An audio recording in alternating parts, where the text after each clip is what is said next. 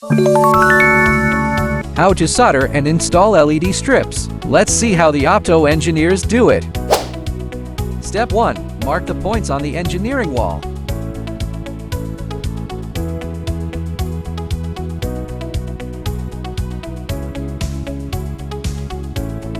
Step 2. Soldering the wires.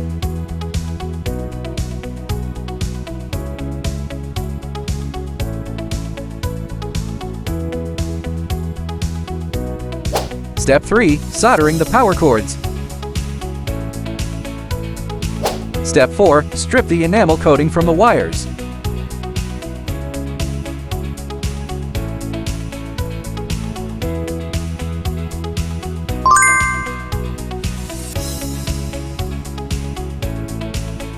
Step 5. Soldering the enamel-coated wires.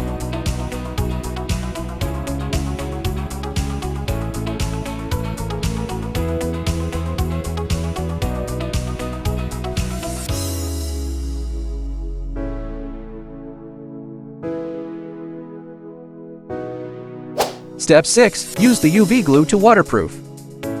And cure with a UV lamp. So the LED strip soldering is now complete.